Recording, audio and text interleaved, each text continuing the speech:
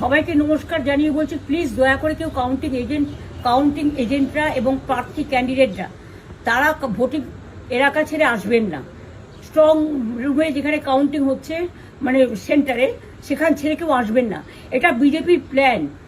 প্রথম 2-3 রাউন্ডে আমি কালকে থেকেই বলছি যে ওদেরগুলো আগে দেখাবে, আমাদেরগুলো পরে দেখাবে। এবং অনেক জায়গায় 2-3 রাউন্ড কাউন্টিং করার পরে প্রায় 100টা জায়গায় কাউন্টিং বন্ধ করে রেখে দিয়েছে।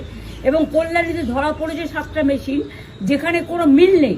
এটা টোটাল ফোর্সফুলি সেন্ট্রাল ফোর্সকে দিয়ে চারিদিকে তৃণমূল কংগ্রেসের উপর অত্যাচার করছে, অফিস ভাঙছে, জোর করে দখল করছে।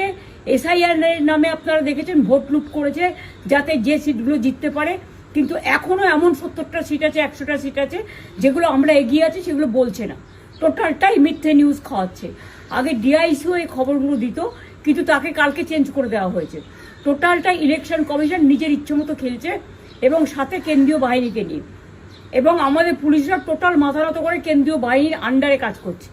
সুতরাং আমি সব আমাদের কাউন্টিং এজেন্টদের, আমাদের সমস্ত পার্টির কর্মীদের বলবো, অত মন খারাপ করার কারণ নেই।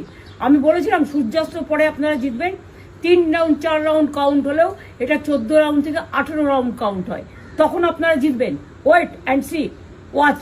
আমরা সবাই আপনাদের সাথে আছি, আপনারা কেউ ভয় পাবেন না, নিশ্চিন্তে থাকুন। আমরা বাঘের বাচ্চার মতো লড়াই করে যাবো।